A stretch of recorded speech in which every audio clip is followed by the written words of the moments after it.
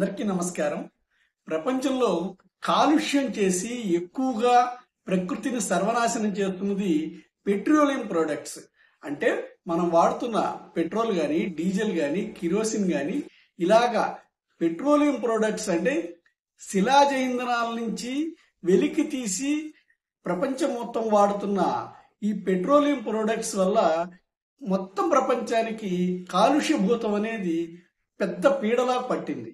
ఇది మన దేశంలో పెట్రోలియం ప్రొడక్ట్స్ వినియోగం మొదట్లో తక్కువ ఉన్నా కూడా విదేశీ ప్రభావం వల్ల ఎక్కువగా దిగుమతి చేసుకోవడం, ఎక్కువగా వాడడం అనేది బాగా ఆనవాయితీగా తయారైంది. అంటే ఈజీగా అవకాశం ఉన్నది పెట్రోలియం ప్రొడక్ట్స్ ద్వారా వాహన వినియోగానికి అవకాశం ఎక్కువగా ఉంది అన్నది గుర్తించి ప్రపంచమంతా కూడా ఈ పెట్రోల్ని వివిధ దశల్లో సరఫరా చేసేలాగా ఈ ఆయిల్ నిల్వలు ఉన్న దేశాలన్నీ కూడా భారీ ఎత్తున ఒక ఆయిల్ మాఫియాగా ఏర్పడి ఈ ఆయిల్ వినియోగాన్ని ఖచ్చితంగా అందరూ చేసేలాగా ఒక ప్రణాళికాబద్ధమైన ఒక నిర్ణయాన్ని తీసుకుని అందరినీ కూడా ఇందులో భాగస్వాములు అంటే ప్రతి ఒక్కరూ కూడా మనం తైలం సమర్పించుకుని వాళ్ళని పోషించేలాగా తయారు చేశారు. పెట్రోలియం ప్రొడక్ట్స్ లేకుండా మనకి బతుకు లేదా, అసలు మనం బతకడానికి అవకాశమే లేదా, ఆల్టర్నేటివ్ ఇంధనాలు ఏమీ లేవా అంటే ఎప్పుడో బ్రిటిషర్స్ టైంలోనే ఈ రైల్వేలని అంటే మొత్తం రవాణా వ్యవస్థ మొత్తాన్ని కూడా సరుకు రవాణాని రైల్వేల ద్వారా చేయడం కోసం రైల్వే లైన్లు దేశం అంతా వేశారు. ఈ రైల్వే లైన్లకి అంటే అప్పట్లో రైలు నడవడం కోసం మళ్ళా శిలాజ ఇంధనమైన బొగ్గునే ఉపయోగించేవాళ్ళు. ఆ తర్వాత మళ్ళా డీజిల్ కి, ఆ తర్వాత ఇప్పుడు ప్రస్తుతం కరెంటు ద్వారా నడుస్తోంది. అయితే ఈ రైల్వేల ద్వారా అంటే మొత్తం రోడ్డు మీద నుంచి సరుకు రవాణాని పూర్తిగా రైలు మీదకి తీసుకొస్తే, ట్రాక్ మీదకి తీసుకొస్తే చాలా వరకు ఇంధన వినియోగాన్ని అంటే మనం విదేశాల నుంచి దిగుమతి చేసుకుంటున్న ఈ మొత్తం ఇంధన వినియోగాన్ని చాలా వరకు అరికట్టే అవకాశం ఉంటుంది. పర్సనల్ వెహికల్స్ కోసం మనం వాడుతున్నది అది ఎలాగా తగ్గించడం కష్టం అవుతుంది. అంటే మన అవసరాల కోసం బళ్ళు, 2 వీలర్స్, 4 వీలర్స్, మిగిలిన ఆటోలు కానీ ఇట్లాంటివన్నీ పర్సనల్ రవాణా కోసం ఉపయోగించే వాటిని తగ్గించడం, నియంత్రించడం ఎలక్ట్రికల్ వాహనాలతో చెక్ పెట్టే అవకాశం ఉన్నప్పటికీ కూడా ఈ మొత్తంగా అంటే సరుకు రవాణా ఒక చోట నుంచి ఇంకొక చోటకి దేశవ్యాప్తంగా సరుకు రవాణా మొత్తాన్ని కూడా అంటే మ్యాక్సిమం అవకాశం లేని చోట తప్పించి సరుకు రవాణా మొత్తాన్ని రోడ్డు నుంచి ట్రాక్ మీదకి మళ్లించడానికి అవకాశం ఉంది. ఇది బ్రిటిషర్స్ టైంలోనే వాళ్ళు మన కోసం కాకపోయినా రైల్వే ట్రాక్లు వేసిందంతా, రైల్వేలను అభివృద్ధి చేసింది ఈ దేశ సంపదను మొత్తాన్ని గుత్తగా వాళ్ళ దేశానికి తరలించుకోవడం కోసం అన్నది కూడా మనం గుర్తించాలి. అప్పట్లో కూడా ఈ రైల్వే ట్రాక్లన్నీ దేశమంతా వేయడానికి వాళ్ళకి మొత్తం పై ఎత్తున ఇంజనీర్లు మాత్రమే వాళ్ళు ఉండి మొత్తం కాయకష్టం అంతా చేసింది, శ్రమ అంతా చేసింది మన భారతీయులే అన్నది కూడా మనం గుర్తించాల్సిన విషయం. అయితే టెక్నాలజీ అడాప్షన్ ద్వారా రైల్వేలు విస్తరించి ఆ రైల్వేల్లో అనేకమైన మార్పులు వచ్చి ఇవాళ స్పీడ్ ట్రైన్ దాకా ప్రపంచం అంతా పరిగెడుతున్న టైంలో కూడా మన దేశంలో ఇంకా 80 కిలోమీటర్లు, 100 కిలోమీటర్లు, 150 కిలోమీటర్లే పెద్ద స్పీడ్ కింద చెప్పుకునే పరిస్థితి ఉంది. అయినా కూడా మన దేశంలో ఇప్పుడిప్పుడే కాస్త వందే భారత్ అని, ఇంకా మిగిలిన దురంతో అని, ఇట్లాంటి గతిమాన్ ఎక్స్ప్రెస్ లాంటివి కొన్ని వచ్చి స్పీడ్ని కాస్త వేగవంతం చేయడానికి ప్రయత్నం చేస్తున్నాయి. అయినా కూడా మీకు అందరికీ అనుభవమే, ఇవన్నీ స్పీడ్గా వెళ్ళడానికి అవకాశం ఉండదు. ఎందుకు ఉండదు అంటే స్పీడ్ వెళ్ళగలిగిన సామర్థ్యం ఉన్నా కూడా అవే ట్రాక్లను ఉపయోగించడం వల్ల ఎక్కువ ట్రాక్ లేకపోవడం వల్ల ఈ ట్రాక్ల మీదే ఉన్న ట్రాఫిక్ మొత్తం నడవడం వల్ల అంటే గూడ్స్ రవాణా కానీ, ప్రజా రవాణా కానీ ఒకే ట్రాక్ల మీద నడవడం వల్ల ఎక్కువ రైళ్లు నడవడానికి అవకాశం లేకుండా మనకందరికీ ఎప్పటికెప్పుడు రైళ్లలో టికెట్లు బుక్ చేయాలంటే 4 నెలల ముందే అడ్వాన్స్ రిజర్వేషన్ చేసుకోవాల్సిన పరిస్థితులు కనిపిస్తూ ఉంటాయి. ఈ రైల్వేలని అభివృద్ధి చేయడానికి చాలా మంది చాలా ప్రయత్నాలు చేసినా కూడా ఈ మెయిన్ గా సరుకు రవాణా మొత్తాన్ని రోడ్డు మీద నుంచి ట్రాక్ మీదకి తీసుకురావడానికి గట్టి ప్రయత్నం జరగలేదనే చెప్పాలి. ఎందుకంటే రోడ్లు అభివృద్ధి చేయడం వల్ల మొత్తం ఈ ఆయిల్ మాఫియా అంటే ప్రపంచ దేశాల్లో ఉన్న ఈ ఆయిల్ మాఫియా అంతా కూడా ఈ రోడ్లు అభివృద్ధి చేసి రోడ్ల మీదనే వెళితే వాళ్ళ ఆయిల్ మొత్తం కొనుగోలు చేసి మనం దిగుమతి చేసుకుని వాళ్ళని పెంచి పోషించే అవకాశం ఉంటుంది అన్నది వాళ్ళ దృష్టిలో పెట్టుకుని వీటికే అవకాశం ఉండేలాగా టెక్నాలజీ బదలాయింపు కానీ అంటే రోడ్లు సులభంగా వేయడానికి అవసరమైన సాంకేతిక నైపుణ్యాన్ని అందుబాటులోకి తీసుకురావడం, అలాగే అప్పులు కూడా ఇవ్వడం. ప్రపంచం మొత్తం మీద ఈ రోడ్లు వేయడానికి చాలా విరివిగా అప్పులు ఇస్తున్నారు అన్నది కూడా మనం గుర్తించాల్సిన విషయం. ఇంకొకటి ఏమిటంటే ఈ కాంట్రాక్టర్ల ద్వారా పీస్ గా రోడ్లు వేయడం కూడా అన్నమాట.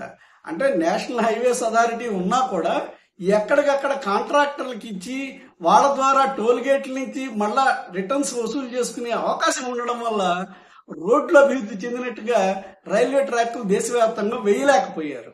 ఇప్పటికైనా కానీ ఈ రైల్వే ట్రాక్లు వేయడం ద్వారా మాత్రమే కాలుష్యాన్ని అరికట్టడానికి, ఆర్థిక వ్యవస్థని మెరుగుపరచడానికి కూడా ఈ రైల్వే ట్రాక్ అనేది చాలా ఉపయోగపడతాయి. ఎందుకంటే మొత్తం ప్రపంచంలో చూస్తే సరుకు రవాణా అనేది ఎక్కువ జనాభా ఉన్న దేశంలో ఎక్కువగా చేయవలసిన అవసరం ఏర్పడుతుంది. అప్పుడు బ్రిటిషర్స్ కూడా ఇందాక చెప్పుకున్నట్టుగా వాళ్ళు ఏం చేశారు, ఓడరేవు పట్టణాలైన ముంబై, కలకత్తా, మద్రాస్ అంటే చెన్నై, ఇప్పుడు చెన్నై, మెడ్రాసు, ఇట్లాగా ఢిల్లీ అంటే అది సైన్యాన్ని పెట్టే క్యాపిటల్ ఇది కాబట్టి అది మొత్తం ముంబై, చెన్నై, కోల్కతా లాంటి ఓడరేవు పట్టణాలన్నింటినీ డెవలప్ చేసి ఈ సరుకు అంటే మన దగ్గర ఉన్న సంపదను మొత్తాన్ని వాళ్ళ దగ్గరికి తరలించుకోవడం కోసం ఈ ఓడరేవు పట్టణాల దాకా రైళ్లలో తరలించి అక్కడి నుంచి షిప్పుల ద్వారా ఈజీగా వాళ్ళ దేశాలకు తరలించుకుపోయడానికి వాళ్ళు ఈ రైల్వేలను అభివృద్ధి చేశారు. ఇప్పుడు కూడా మనం అదే ఉద్దేశంతో అంటే మనం ఎక్కడి నుంచి ఎవరిది తరలించుకుపోవడానికి కాదు, మన దేశంలో ఇంటర్నల్ గా అంటే విదేశాల నుంచి మనం కొన్ని దిగుమతి చేసుకోవాల్సిన అవసరాలు ఉన్నప్పటికీ వాటిని దిగుమతి చేసుకునే పరిస్థితుల్లో ఈ ఓడరేవుల నుంచి దిగుమతి చేసుకోవడం, అలాగే దేశం మొత్తం మీద ఇప్పటికీ ఓడరేవులు చాలా పెరిగాయి, చాలా ఎక్కువగా అభివృద్ధి చెందుతున్నాయి, చేస్తున్నారు కూడా. ఈ గత 10 ఏళ్లలోనే చాలా వరకు తూతుకుడి నుంచి అటు కోండ్ల వరకు అన్ని చోట్ల అభివృద్ధి చేస్తున్నారు ఓడరేవులు. ఈ ఓడరేవుల ద్వారా అభివృద్ధి చేయడం వల్ల మనం ఎగుమతులు చేసే విషయాల్లో అంటే మనం ఎగుమతులు చేసినా దిగుమతులు తీసుకున్నా కూడా వీటిని పంపించడానికి తక్కువ కాస్ట్ లో ఎక్కువ సరుకులు పంపించడానికి అవకాశం ఉంటుంది ఓడరేవులు అభివృద్ధి చేయడం ద్వారా. అలాగే పొల్యూషన్ ని తగ్గించడానికి కూడా వీటి ద్వారా అవకాశం ఏర్పడుతుంది. ఎలా అంటే దేశం మొత్తం మీద సరుకు రవాణా మొత్తాన్ని రోడ్ల నుంచి ట్రాక్ల మీదకి మళ్లించి ఈ పోర్ట్ సిటీస్ నుంచి దేశవ్యాప్తంగా ఉన్న అన్ని చోట్లకి రైల్ కనెక్టివిటీని ఎక్కువ ట్రాక్స్ వేసి పెంచడం ద్వారా అంటే ఇప్పటికే రైల్ కనెక్టివిటీ మొత్తం దేశమంతా విస్తరించి ఉన్నప్పటికీ కూడా ట్రాక్స్ ఎక్కువ స్థాయిలో లేకపోవడం వల్ల ట్రాఫిక్ విపరీతంగా ఉండి ఒక గూడ్స్ రైలు వెళ్ళడానికి 5-6 రోజులు పట్టేలాగా ఒక మామూలు ప్యాసింజర్ రైలు వెళ్ళడానికి ఎక్కువ టైం తీసుకుని సిగ్నల్స్ ఇబ్బందులు ఉండి ట్రాఫిక్ వల్ల స్టేషన్స్ లో సరైన ప్లాట్ఫామ్స్ కొరత ఉండి ఇలాంటి చాలా ఇబ్బందులు రైల్వేస్ లో ఉన్నాయి. ఈ మొత్తంగా ఎందుకు అనేది మనం గమనించినట్లయితే కాలుష్య నియంత్రణ అనేది మెయిన్ ఉద్దేశం. ఈ ట్రాక్లు వేసి రైల్వేలను అభివృద్ధి చేసి సరుకు రవాణా మొత్తాన్ని రోడ్డు మీద నుంచి ట్రాక్ మీదకి తీసుకురావడం వల్ల నిత్యావసర వస్తువుల ధరలన్నీ కూడా ప్రజలకు అందుబాటులోకి వస్తాయి. ఎందుకనంటే దీని ట్రాన్స్పోర్టేషన్ చాలా తక్కువలో అవుతుంది. ట్రాక్ మీద రైల్వేల ద్వారా ట్రాన్స్పోర్ట్ చేయడం ద్వారా సపోజ్ మీరు బెంగళూరు నుంచి గౌహతికి ఒక సరుకుని తీసుకెళ్తున్నారు, అదే లారీల మీద తీసుకెళ్తే ఆ సరుకు కాస్ట్ 8,000 రూపాయలది 15,000 రూపాయల దాకా పెరుగుతుంది. అదే మీరు రైల్వే ట్రాక్ ద్వారా తీసుకెళ్తే 8,000 రూపాయలది 9 నుంచి 10,000 లోపే దొరికేస్తుంది. అంటే ఇంత తేడా వస్తుంది అనమాట. సరుకు రవాణాని అంటే రోడ్డు మీద తీసుకెళ్తే మొత్తం డీజిల్ వినియోగం చేసి ఆ డీజిల్ కాల్చుకుంటూ దేశం మొత్తం కాలుష్యాన్ని వెదజల్లుకుంటూ ఈ లారీలన్నీ కూడా ప్రయాణం చేయాల్సిన అవసరం వస్తుంది. ఈ ప్రయాణం చేస్తున్న లారీల్లో డీజిల్ తగలబెట్టడం వల్ల వచ్చే కాలుష్యం దేశం మొత్తానికి ఎంత హాని చేస్తుందో కూడా మనం గుర్తించాలి. అదేవిధంగా ఈ కాలుష్య కారకాలైన పెట్రోలియం ప్రొడక్ట్స్ ని మనం దిగుమతి చేసుకోవడం వల్ల మన దేశంలో ఆర్థికంగా మనం ఎంత నష్టపోతున్నాము అంటే ఒక ఆరోగ్యపరంగా కాలుష్యంతో నష్టపోతున్నాం ఒకటి. రెండవది విదేశీ మారక ద్రవ్యాన్ని మనం ఆయా దేశాలకు చెల్లించుకుని వాటి దగ్గర నుంచి ఈ పెట్రోలియం ప్రొడక్ట్స్ ని దిగుమతి చేసుకోవడం వల్ల మనం ఆర్థికంగా చాలా నష్టపోతున్నాం అన్న విషయాన్ని గుర్తించాలి. ఇలా నష్టపోతూ కూడా మనం కాలుష్యాన్ని కొని తెచ్చుకుంటున్నాం. అంటే మనం కొని తెచ్చుకుంటున్న పెట్రోలియం ప్రొడక్ట్స్ అన్ని కూడాను కాలుష్య కారకం అన్నది కూడా మనం అర్థం చేసుకోవాల్సిన విషయం.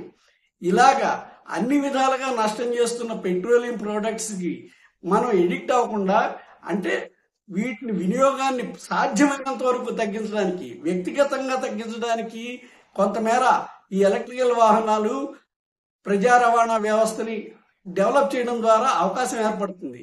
అయితే మొత్తంగా సరుకు రవాణా మొత్తాన్ని రోడ్ల మీద నుంచి ట్రాక్స్ మీదకి తీసుకొచ్చినప్పుడు మాత్రమే అందుబాటు ధరల్లో సరుకు మొత్తం ఉంటుంది. అలాగే రవాణా ఖర్చులన్నీ కూడా తగ్గి కాలుష్యం కూడా తగ్గడానికి అవకాశం ఉంటుంది.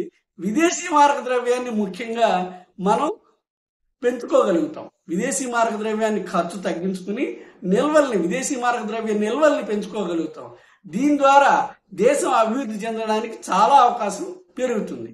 కానీ ఇక్కడ మనం గుర్తించాల్సిన విషయం ఏంటంటే ఇంత చక్కటి సింపుల్ సొల్యూషన్ ఉండి కూడా కాలుష్యం తగ్గించుకోవడానికి, దేశం ఆర్థికంగా అభివృద్ధి చెందడానికి కూడా చక్కటి సొల్యూషన్ ఉన్నా కూడా జనం అవసరాలని పాలకులు అడ్డం పెట్టుకుని పాలకులు కనీసం ముందు చూపు లేకుండా అంటే కొన్ని డెకేడ్స్ గా, కొన్ని దశాబ్దాలుగా అసలు ఈ పాలకులు ఈ విషయాల మీద ఏమాత్రం అవగాహన లేకుండా ఇంపోర్ట్ చేసుకుంటున్న ఈ పెట్రోలియం ప్రొడక్ట్స్ మీద రాష్ట్రానికో ట్యాక్స్, కేంద్రానికో ట్యాక్స్, రెండు రకాలుగా అంటే దీన్ని ఒక ఆదాయ వనరులాగా ఈ పెట్రోలియం ప్రొడక్ట్స్ ఇంపోర్ట్ చేసుకుని కాలుష్యాన్ని ఇంపోర్ట్ చేసుకోవడంతో పాటుగా దీన్ని అవసరంగా భావిస్తున్న జనాలందరికీ కూడా అంటే కనీస అవసరంగా తయారు చేసేసి జనం మొత్తానికి దీని మీద ట్యాక్స్ వేసి మొత్తం మన కష్టార్జితాన్ని మొత్తాన్ని విదేశాలకు చెల్లించడంతో పాటు ఇలాగ